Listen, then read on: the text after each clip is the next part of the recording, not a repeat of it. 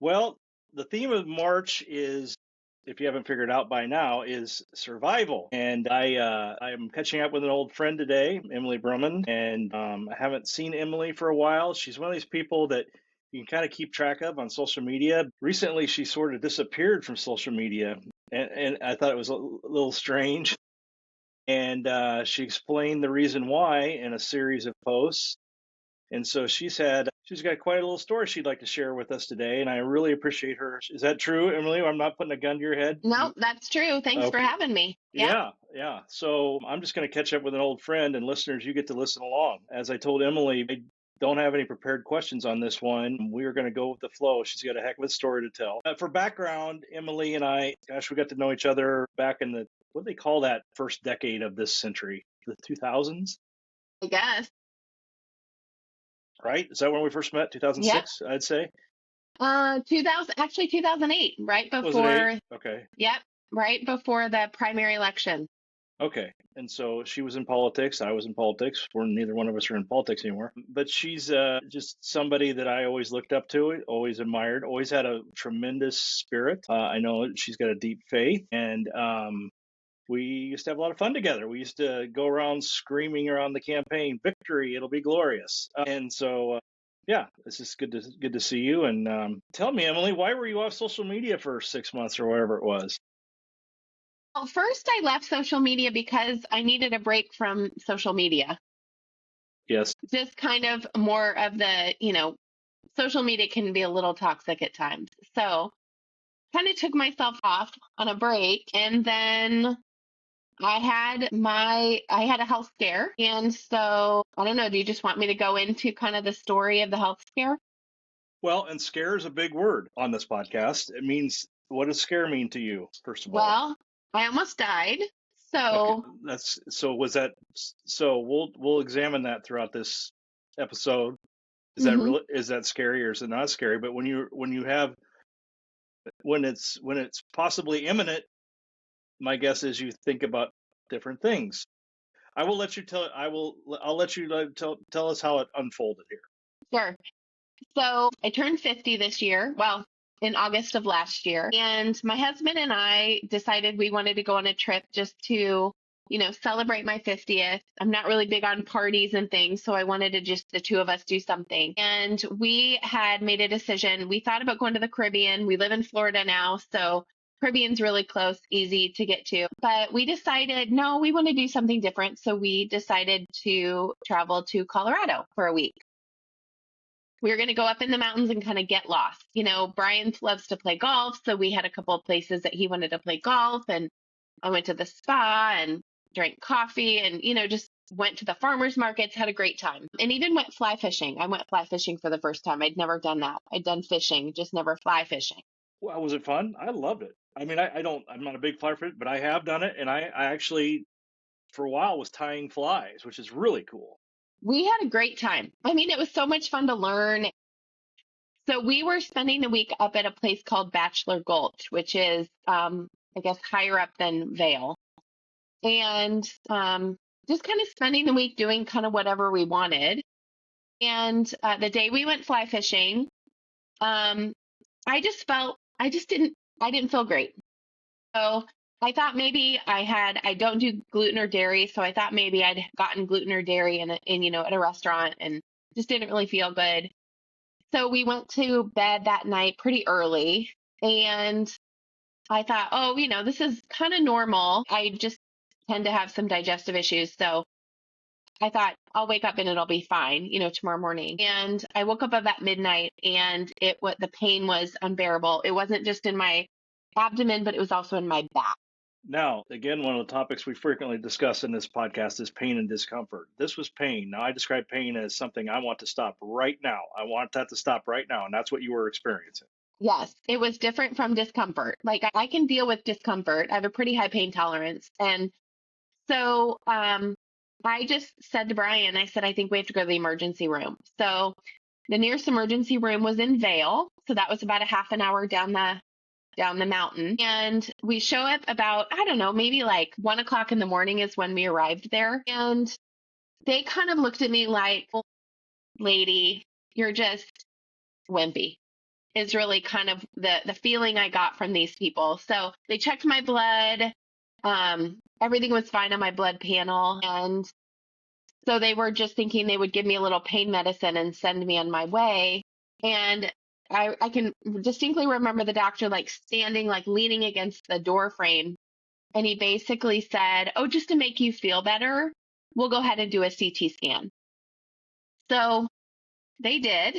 And I got back to the room, and literally within 10 minutes, I had nurses everywhere. They were giving me IVs in both my arms. They were putting leads on my, like the heart stickers, whatever, on my chest and whatever. They would not let me get up to go to the bathroom. I mean, like I was stationary, and they were not like I could do nothing, and no one would tell me anything. And No one so, would tell you anything.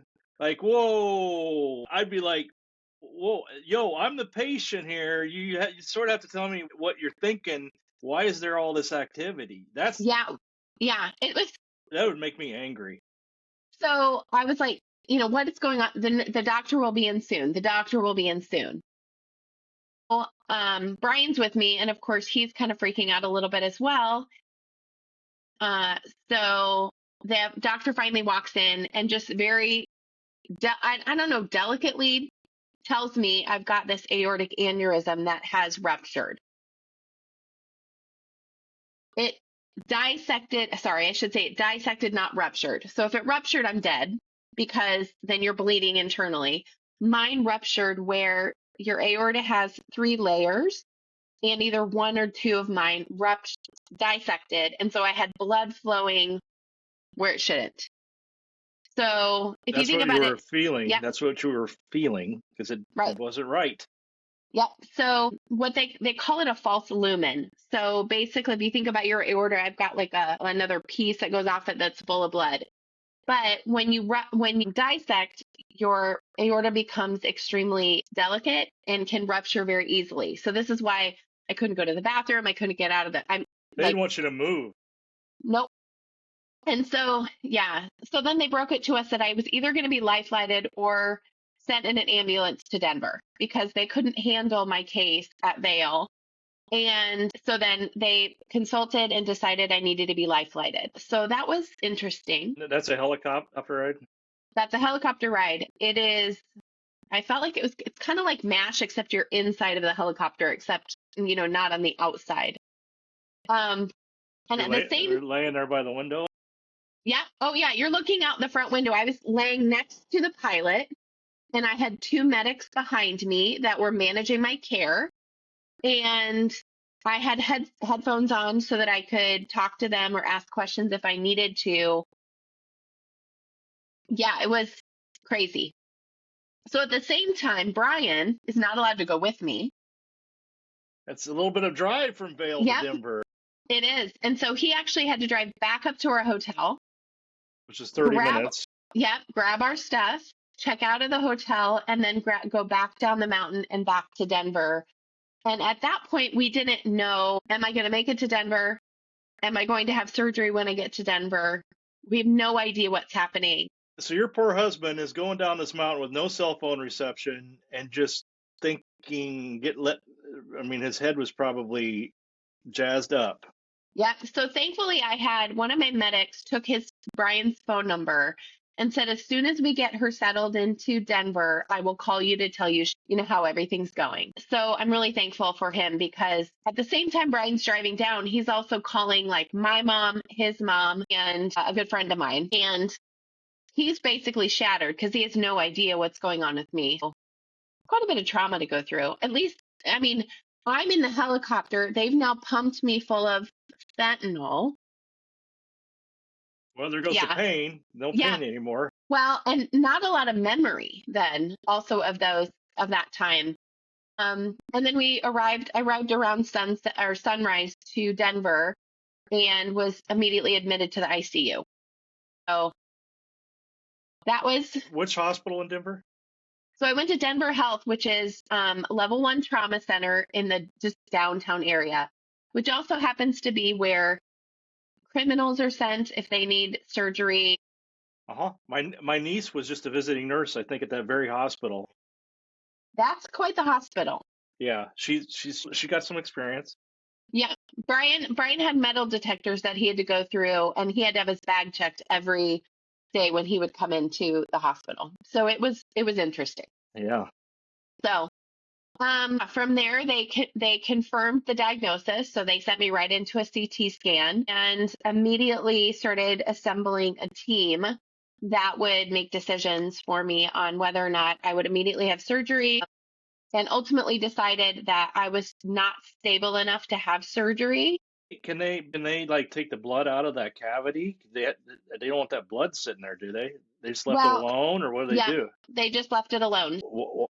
Yeah, so if a person is in imminent danger of dying, they will go in and actually put a stent in, kind of like your heart stents, except your aortic stent is quite a bit bigger. So it's about this big around. And so had to decide, was I stable? Was it getting worse? All of those things. So they made the decision ultimately to watch it. And then I had more people touching my feet because it was right above. They were worried about cutting off blood flow to my feet or to my legs. And then, so everyone was touching my feet to try to get pulse just to make sure. I mean, thankfully I had a pedicure. So, I mean, Clean underwear and a pedicure. That's what mom that's used to say. exactly right. That's exactly right.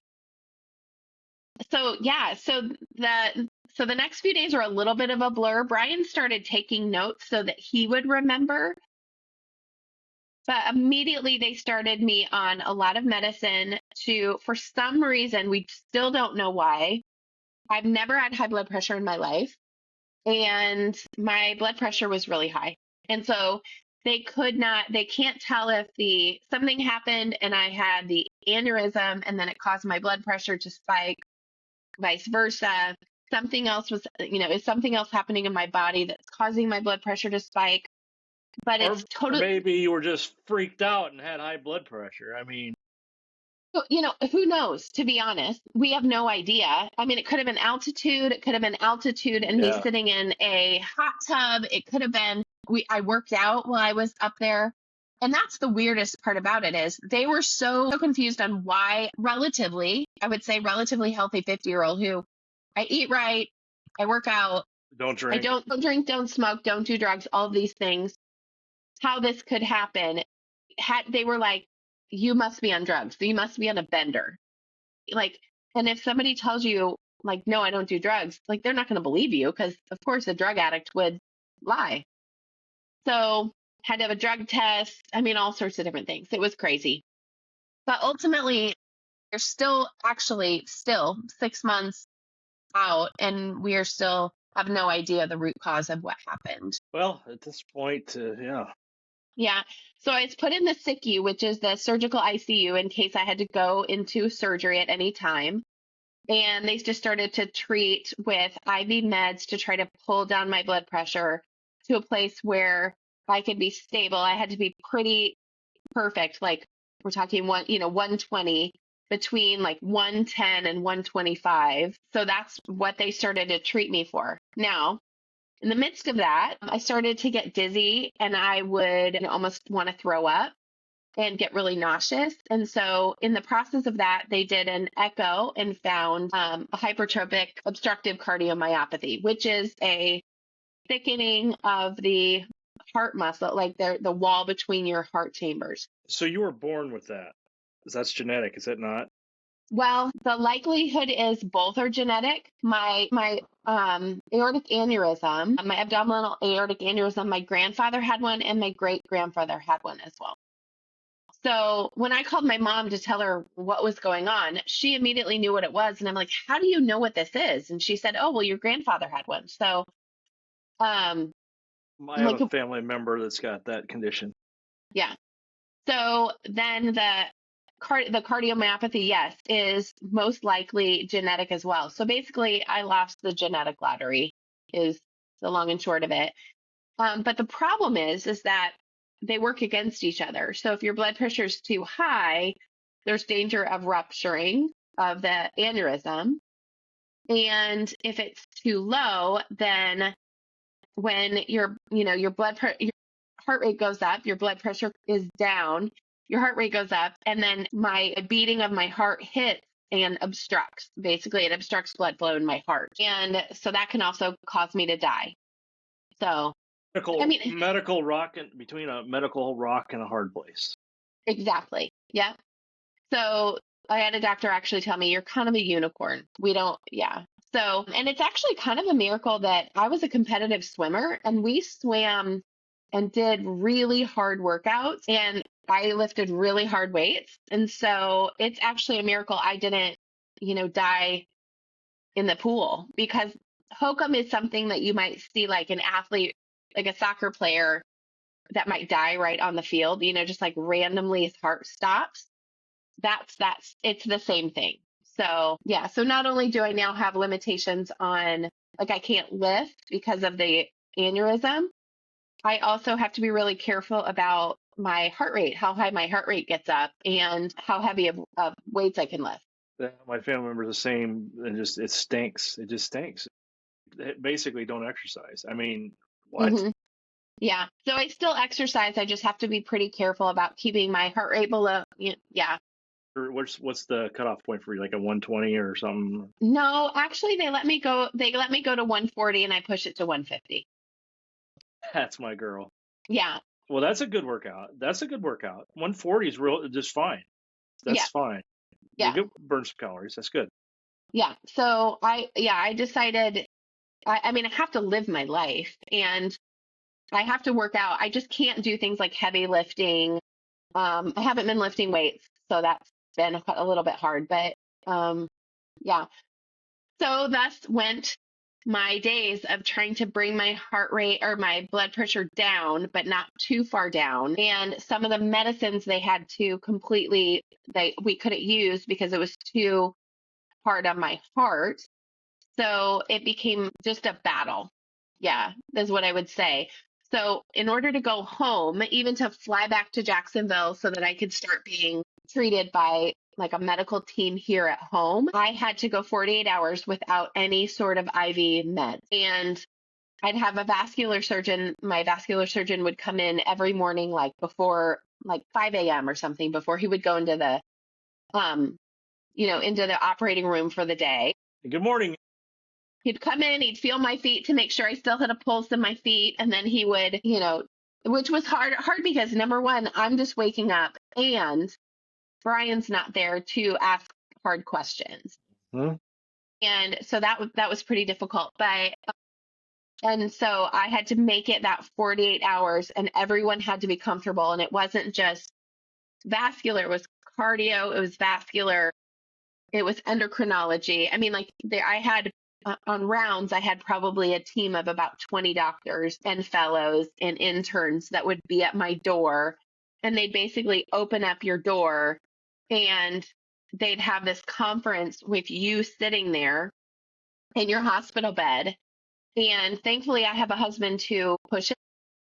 And so he would ask really direct questions and not be really concerned about whether he was hurting someone's feelings. And I think that was the best thing, is to have him as an advocate for me.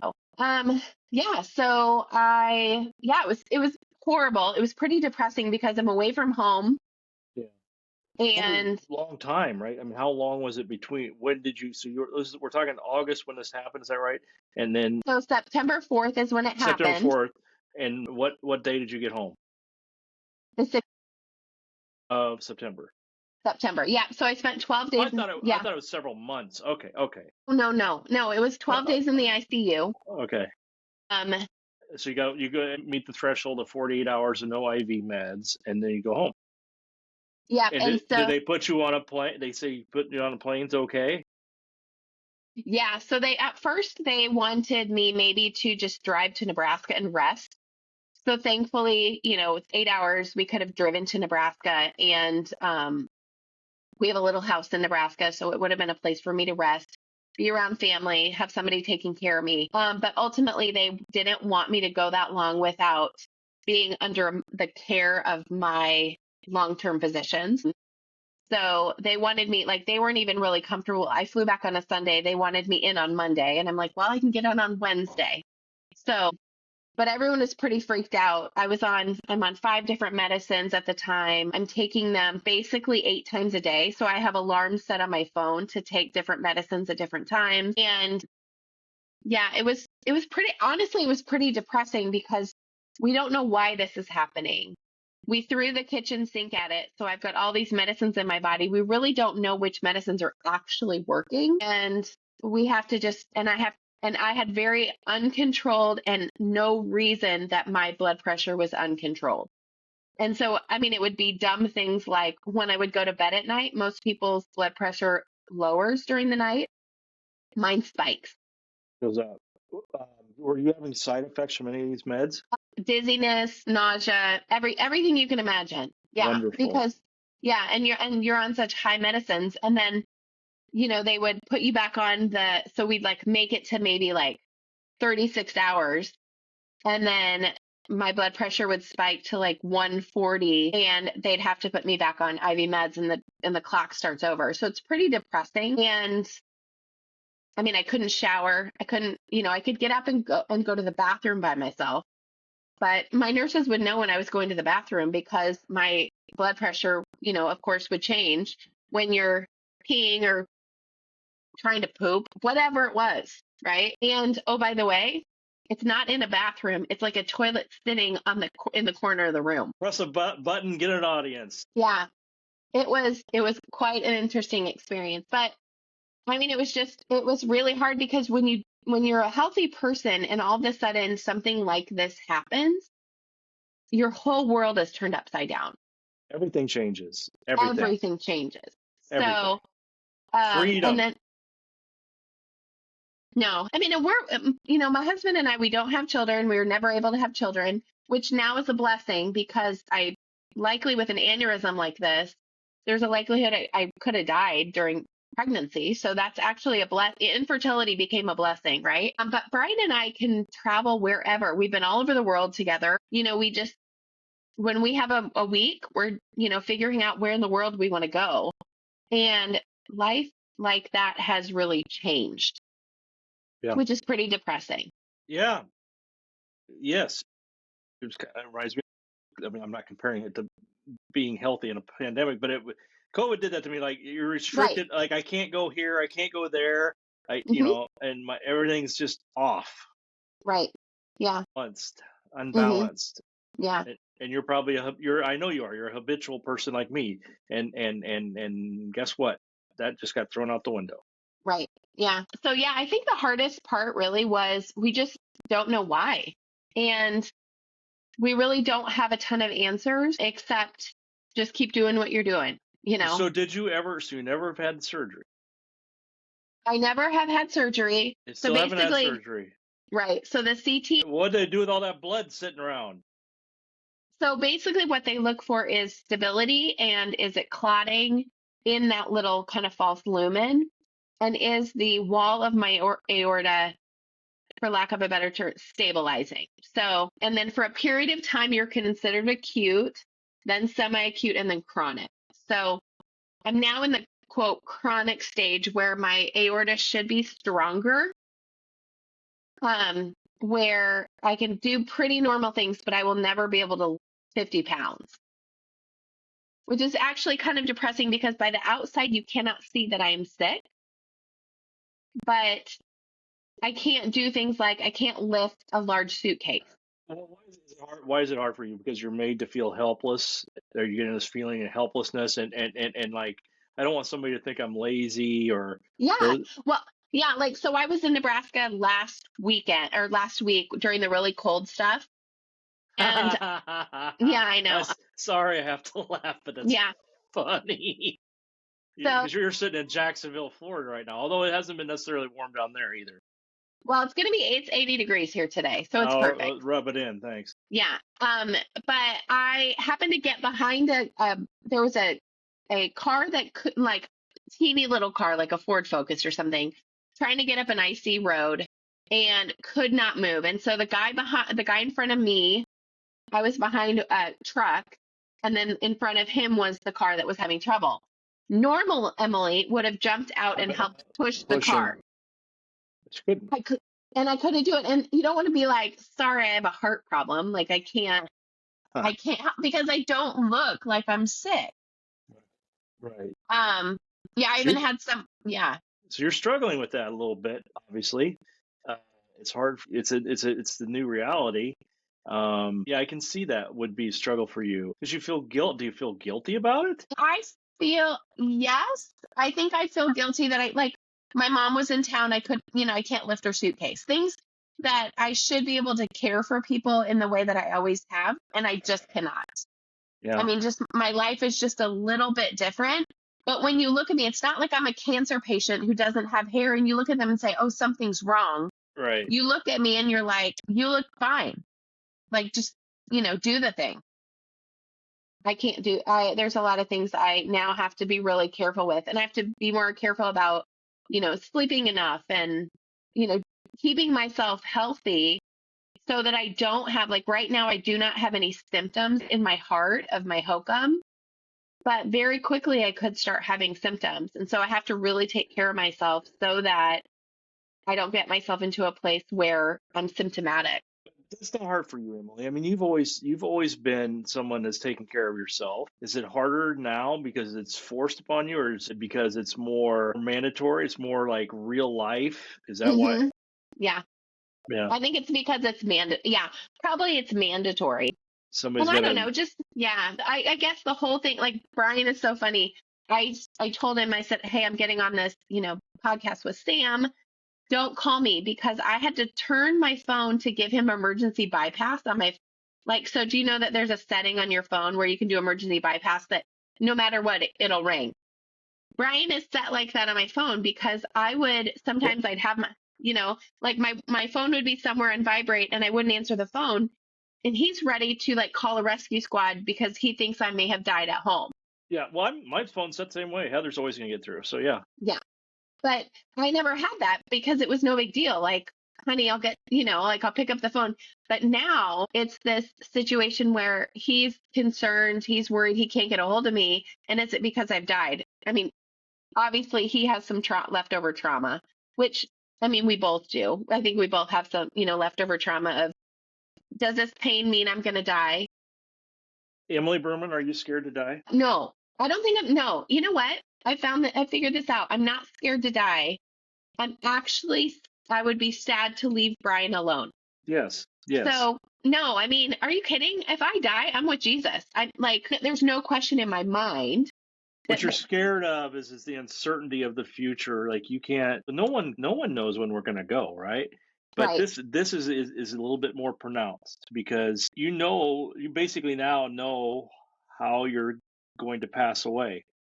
But I'll tell you what, you could walk outside and get the groceries and fall down and hit your head and go then too. So we don't have any control of these 100%. things. Right. No, you know what? I am such a control freak. And this has really challenged me being able to control everything in my life. And nothing is, I have no control over any of this. I don't know about that, dude. I mean, I don't know about that. I think you have control over your feelings, and it's harder now to control your feelings, but you have control over how you're going to react. Hmm.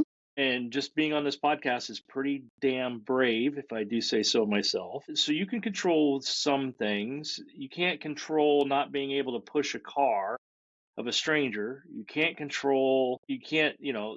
pick up a heavy box of groceries anymore. Hmm. Those things you can't control, but there's lots of things you can control. You can control you can control your heart rate. You're controlling your heart rate. You're very conscious of it. You wear one of these stupid things here, these Whoop things or whatever. So you can control your sleep. You can control your. So I don't know about this not losing control. I'm going to argue Well, with you on that. well, here's what I would say is when you come to face something where you don't know why it happened, Yeah, that and like really bothers the hell out of you, doesn't it? It's it does. bothering, like, no, I don't know what happened or when it happened, and that's bugging you. Yeah. Oh, well, so I every Monday morning I send my cardiology team my blood pressure readings for the week. So I have a blood pressure, cuff at home. I take it and I have to send it every Monday morning. And then the doctors look at it and decide if they want to make any changes to my blood pressure. I cannot control what my blood pressure has done that week in terms of like it's Hmm. it's not like I don't eat differently, and there can be weeks where they're like, oh, we have to up your dose of whatever. And there's been no change in my behavior from week to week. So when I say I can't control, what I mean is I can't, there's a lot of things that are happening in my body that I can't control. Right. Yeah. So that can be pretty hard for a person who likes to control everything. All right. Got to let that part go. It's tough. Yeah. Mhm. Tough business. Yeah. I'm learning. God is showing me things in this all the Oh yeah, time. yeah. It's a little So, test. Little and test. I mean, Little test from big guy. Yeah. yeah, and honestly, I mean, that's the only thing. My having a trust in God and knowing his character and knowing his character is good, like I can logically follow it through. If you know God's character is good and is love, and the word for love in the New Testament is agape, which is best interest love, meaning God loves us, and that means he always wants our best interest for us. And so, no matter what happens, somehow, maybe not this side of heaven, but somehow it will work out for my best interest. So, I actually have to go back to that in order to walk Well, forward. and when we all die, we're gonna have all the answers. You know that, right? I believe that. Yeah. Any Oh, for answers, sure. anything that's unanswered will be answered. Just like, okay. Hmm. So you have to have faith in that.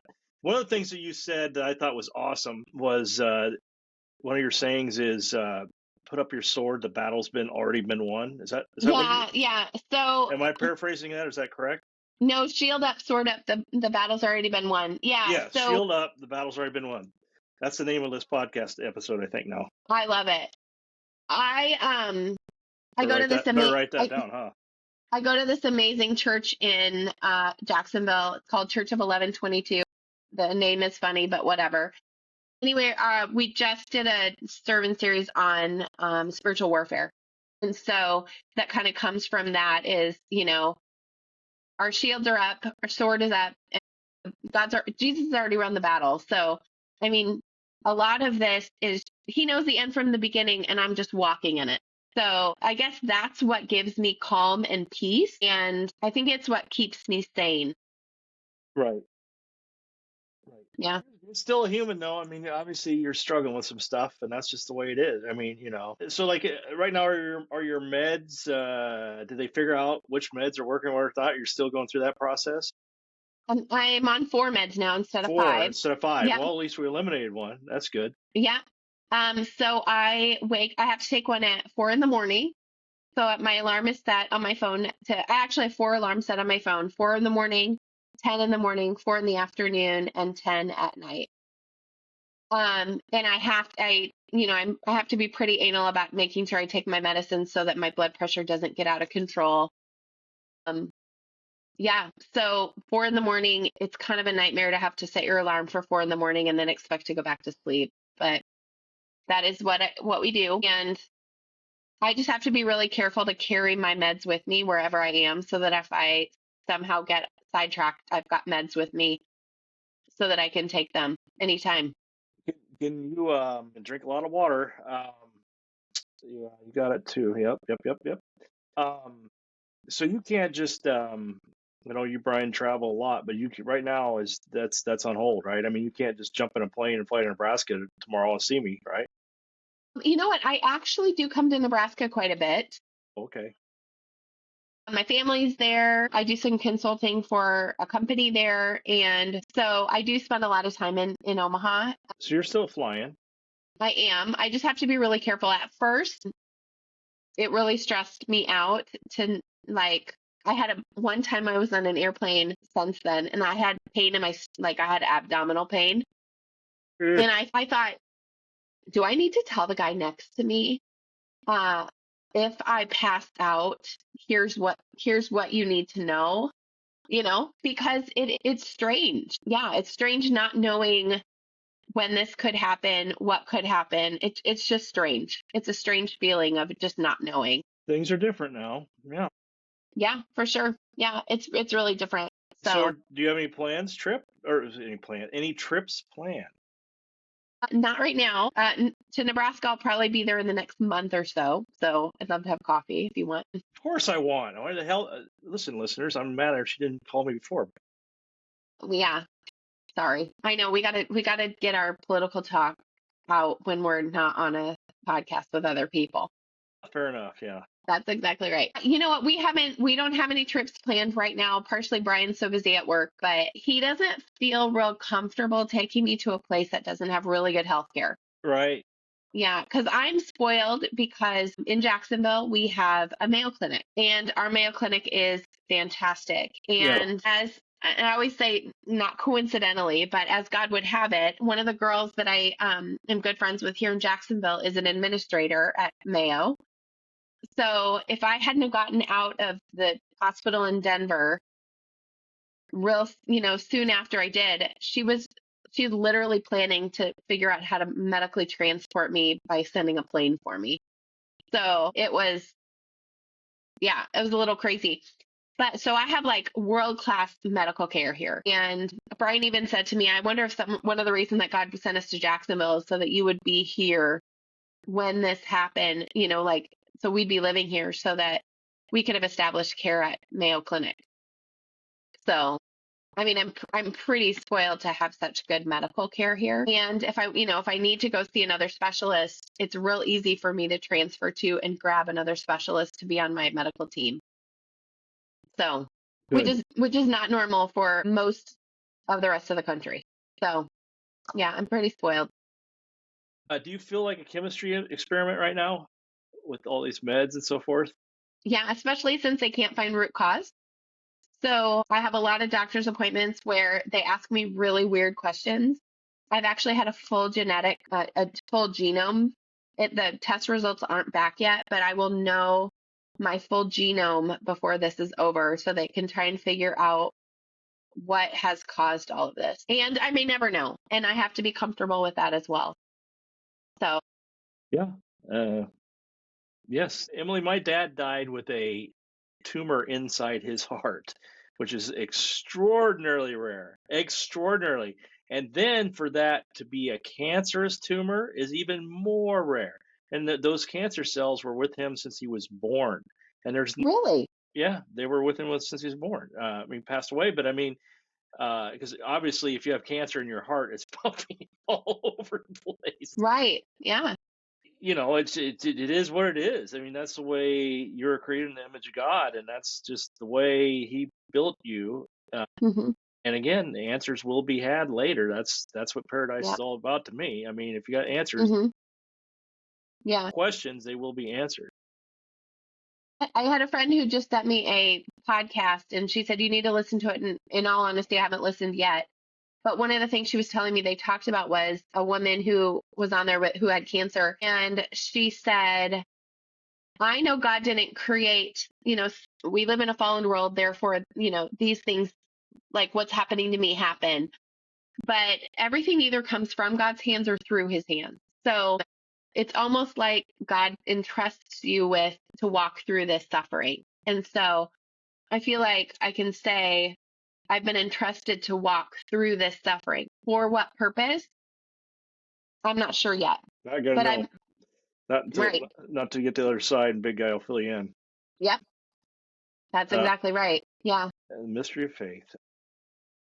So one of the things I wrote down, Emily, was because I personally went through with both my parents went through very rare illnesses and required some long-term care and so forth. But advocacy, I wrote down the word advocacy. How important do you think it is for someone to be their own advocate? It is so huge, in my opinion. Yeah. I mean, if you would have just said, if you guys wouldn't have been pressing that night in the emergency room because they just kind of laughed it off, I don't think they were not They were concerned until right. and then all of a sudden they were very concerned. But if you wouldn't, that was because you were your own advocate. Something was off. And that's a Hmm. message. I mean, can you share that message with us a little bit? Because it's a message I believe strongly in, particularly at our old ages of half century club here. That if things are off, something's probably, you pay attention. Hmm. and even if the doctor isn't, uh, get a second opinion, or I mean, search for the answers. And they say you should never Google your condition. Well, that's the first thing I do. So Yeah, tell me me about, too. what are your feelings on all that stuff? Well, I think it's really important. Had we not kept pushing them of there has to be a reason I've got this pain, I absolutely would have died. I mean, there's little question as to if I would have lived through it. Um, and then once we were in Denver, having Brian with me to advocate for me to Huge. push, yeah, it was huge I mean, to imagine, understand. because Yeah, you're all meted up and you're confused as it is, and hell, somebody who's is lucid and straight is confusing, and so it's so important. yeah, I needed him to ask hard questions Yeah, and be an and advocate. mhm. And honestly push back on there were a couple doctors that weren't wonderful in my opinion. Yeah, Um, and just pushing back on things that they just expected us to accept instead of asking more questions. You know, when somebody says to you, "Will you just have high blood pressure?" No, I didn't. Also, there has to be a reason. help me help you, pal. Right. So, and even now, I keep asking the question, I need to understand root cause. And thankfully, I'm at a place where research is so important that I have a cardiologist, an endocrinologist, and I'll have another cardiologist who are all really interested in understanding the root cause of these things.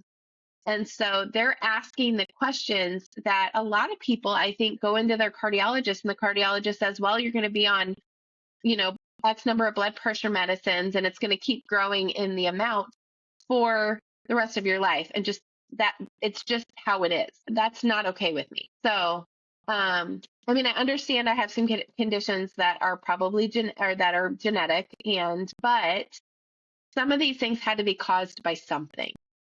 So, yeah, I think advocacy, if we did not advocate strongly for ourselves, I would be dead. There's no question in my opinion. So, yeah. Crazy. So, Emily, are you more of a cowboy or more of an egghead when dealing with the situation? Because you have to be both.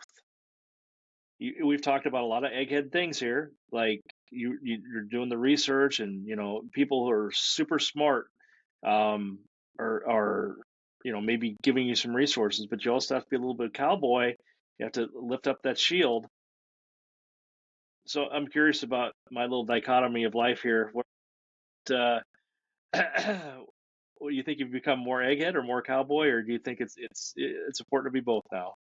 Well, I think it's probably important to be both in this case, but I feel like I'm definitely more of a cowboy.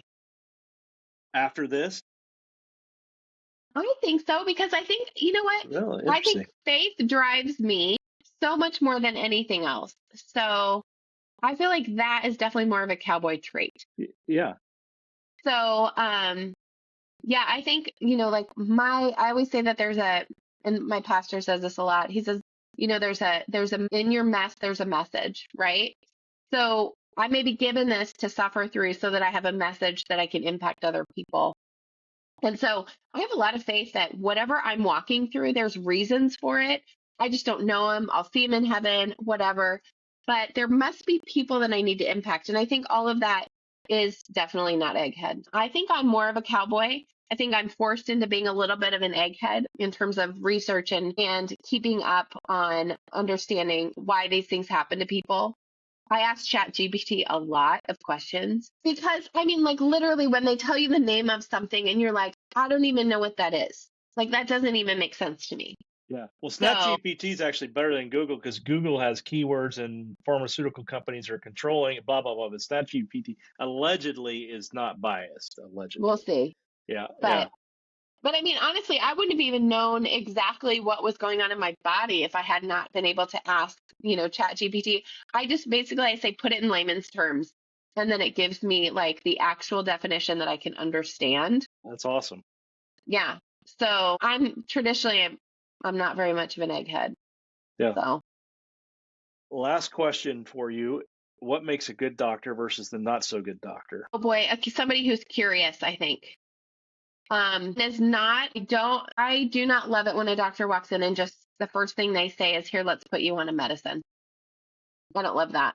Well, I'd fire him. I'm not a chemistry experiment. Yeah.